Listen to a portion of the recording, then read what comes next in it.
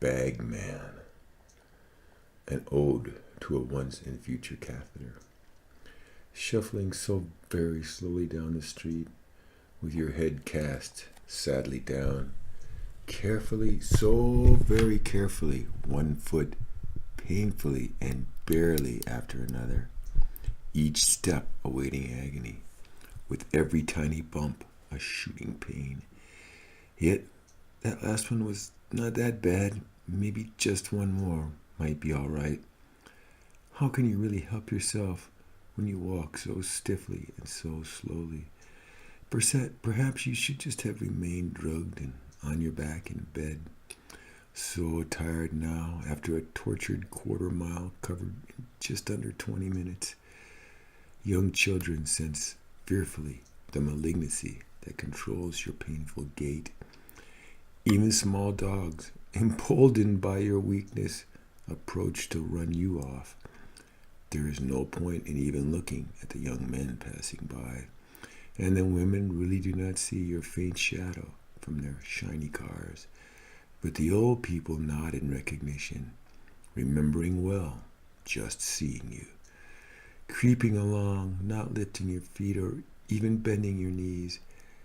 Bagman with that disgusting mystery no one ought to see.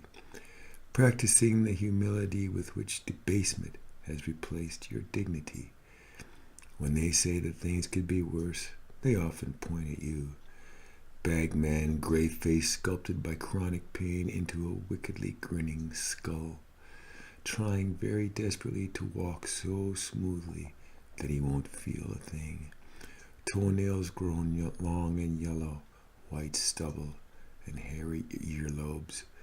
What made you scuttle into the light in those funny wrinkled bedclothes? Your sparse hair is sticking out in all directions, and you don't know or care. You're too thin, and the children see the yellow bruises from all of your injections.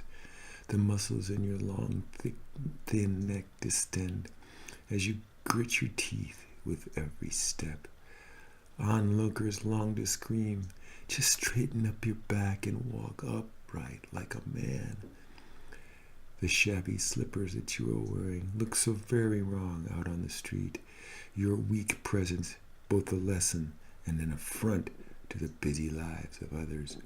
Mr. Bagman, shuffle back home now and fumble through all your medications.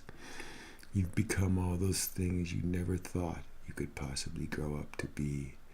Your pallor is unnerving, and there is a redness about the whites of your eyes. You try to avoid their glances and answer in strained monosyllables. Your life reduced to merest painful basics, not unlike those great Oriental masters, finding a vast relief in the simple stillness following the great suffering of your trek.